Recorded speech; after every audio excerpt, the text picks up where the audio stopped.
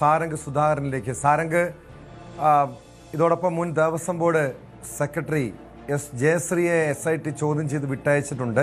ഈ സ്വർണ്ണക്കൊള്ളയിലെ പ്രധാന കണ്ണിയാണ് ജയശ്രീ എന്നായിരുന്നു SITയുടെ കണ്ടെത്തൽ, വിലയിരുത്തൽ. പക്ഷേ സുപ്രീം കോടതി ജയശ്രീയുടെ അറസ്റ്റ് തടഞ്ഞൊരു സാഹചര്യമുണ്ട്. എന്താണ് ചോദ്യം ചെയ്യലിൽ നിന്നും വ്യക്തമായ വിവരം? അവർക്ക് ഈ കേസിൽ എത്രത്തോളം പങ്കുണ്ട്? ഇനിയും ചോദ്യം ചെയ്യാൻ വിളിപ്പിക്കുമോ?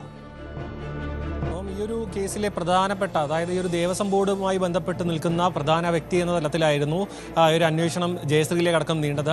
നിലവിൽ 4ാം പ്രതിയായിട്ടാണ് ഇവരെ അന്വേഷണം തുടങ്ങുമ്പോൾ തന്നെ ഇവരെ 4ാം പ്രതിയായിട്ടാണ് രേഖപ്പെടുത്തിയിരിക്കുന്നത്. പക്ഷേ ഒരു നോട്ടീസ് പലതവണ നൽകിയെങ്കിലും ഇവരുടെ ശാരീരികാവസ്ഥ, അതായത് ശാരീരിക ബുദ്ധിമുട്ടുകൾ ചൂണ്ടിക്കാണിച്ചുകൊണ്ടായിരുന്നു അവർ അന്വേഷണ സംഘത്തിന് മുൻപാകെ ഹാജരാകാതിരുന്നത്. ഇപ്പോഴും ആ ഒരു ശാരീരിക ബുദ്ധിമുട്ടുകൾ അവരെ അലട്ടുന്നുണ്ട്. അതും കൂടി പരിഗണിച്ചുകൊണ്ടാണ് ഇപ്പോൾ സുപ്രീം കോടതി അടക്കം ഇപ്പോൾ അറസ്റ്റ് തടഞ്ഞുകൊണ്ട് മുൻകൂർ ജാമ്യം നൽകുകയും ചെയ്തത്. പക്ഷേ ഈ ഒരു അന്വേഷണവുമായി സഹകരിക്കണമെന്നടക്കമുള്ള തരത്തിൽ ഒരു നിർദ്ദേശവും സുപ്രീം കോടതിയുടെ ഭാഗത്തുനിന്നുണ്ടായിരുന്നു. അതിന്റെ ഭാഗമായിട്ടാണ് ഇന്ന് തിരുവനന്തപുരത്തെ പ്രത്യേക അന്വേഷണ സംഘത്തിന് മുൻപാകെ ഇപ്പോൾ ജയശ്രീ ഹാജരാവുകയും തുടർന്ന് 10:30 ഇവിടെ എത്തുകയും പിന്നീട് 12:30 ഏകദേശം ഒരു 2 മണിക്കൂറിലധികമാണ് ചോദ്യം ചെയ്യൽ നടപടികൾ പുരോഗമിച്ചത്. പിന്നീട് അവരെ വിട്ടയക്കുകയുമായിരുന്നു.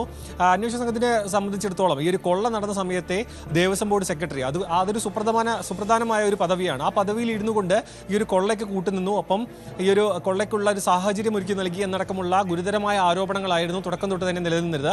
അത് സ്ഥിരീകരിക്കുന്ന തരത്തിലുള്ള വിവരങ്ങളും പിന്നെ അതുമായി ബന്ധപ്പെട്ട തെളിവുകളടക്കം ലഭിച്ചതോടുകൂടിയാണ് അന്വേഷണം ജയശ്രീയിലടക്കം നീങ്ങുകയും ചെയ്തത്. നിലവിൽ ദേവസ്വം ബോർഡ് പ്രസിഡന്റ് അടക്കം ഗുരുതരമായ ആരോപണങ്ങളും അത് സ്ഥിരീകരിക്കുന്ന തെളിവുകളടക്കം SIT കണ്ടെത്തുകയും ഒപ്പം അത് ഹൈക്കോടതി അടക്കം ധരിപ്പിക്കുകയും ചെയ്തിട്ടുണ്ട്.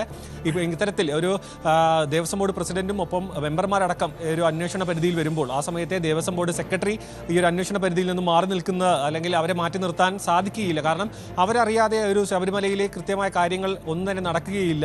രേഖകളിലടക്കം കൃത്യമായി നടത്തിയതിൽ ഇവർക്ക് എത്രത്തോളം പങ്കുണ്ട്, ഇവരറിഞ്ഞുകൊണ്ട് തന്നെയാണോ അല്ലെങ്കിൽ മറ്റ് സമ്മർദ്ദത്തിന്റെ പേരിലാണോ ഈ ഒരു കൊള്ളയ്ക്ക് കൂട്ടുനിന്ന് എന്നടക്കമുള്ള ചോദ്യങ്ങൾ നിൽക്കുന്നുണ്ട്. കാരണം ഈ ഒരു വിജയകുമാർ അടക്കം അറസ്റ്റിലായ സമയത്ത് അത് പത്മകുമാറിനെ അറിയുന്ന രീതിയിൽ, അതായത് അവർ പറയുന്ന നിർദ്ദേശങ്ങളെല്ലാം അനുസരിച്ചു, അതിനപ്പുറത്തേക്ക് തനിക്കൊന്നും അറിയില്ല, ഈ ഒരു കൊള്ളയിൽ താൻ പങ്കാളിയായിട്ടില്ല, ഒപ്പം തന്നെ ഇതിൻ്റെ സാമ്പത്തിക ലാഭവും താൻ സ്വന്തമാക്കിയിട്ടില്ല, വലിയ മാനസിക സമ്മർദ്ദമാണ് താൻ അനുഭവിക്കുന്നതടക്കമുള്ള കാര്യങ്ങളായിരുന്നു പങ്കുവച്ചത്.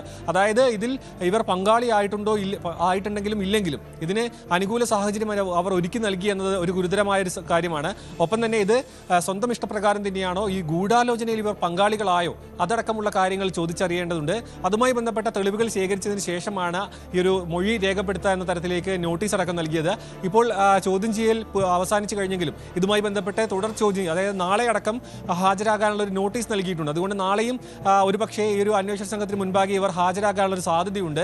അങ്ങനെയാണെങ്കിൽ ഇതുമായി ബന്ധപ്പെട്ട കൂടുതൽ ചോദ്യം ചെയ്യലുകളും ഈ ഒരു ബോർഡിന്റെ ഈ രേഖകളടക്കം സൂക്ഷിക്കുന്നതും ഒപ്പം ഈ ഒരു കൊള്ളയുമായി ബന്ധപ്പെട്ട ഒരു സാഹചര്യം ഒരുക്കി നൽകിയതടക്കമുള്ള കാര്യങ്ങളായിരിക്കും ഈ ഒരു അന്വേഷണ സംഘം ഇവരിൽ നിന്നും ചോദിച്ചറിയുക. ടോം,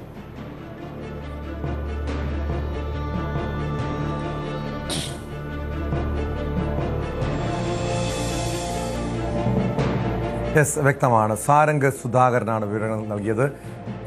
ശബരിമല സ്വർണ്ണക്കൊള്ള കേസിലാണ് മുഖ്യ കണ്ണിയെന്ന് SIT വിലയിരുത്തുന്ന ദേവസ്വം ബോർഡ് മുൻ സെക്രട്ടറി എസ് ജയശ്രീയെ ചോദ്യം ചെയ്ത് വിട്ടയച്ചിരിക്കുന്നത്. നേരത്തെ ജയശ്രീയുടെ അറസ്റ്റ് സുപ്രീം കോടതി തടഞ്ഞിരുന്നു.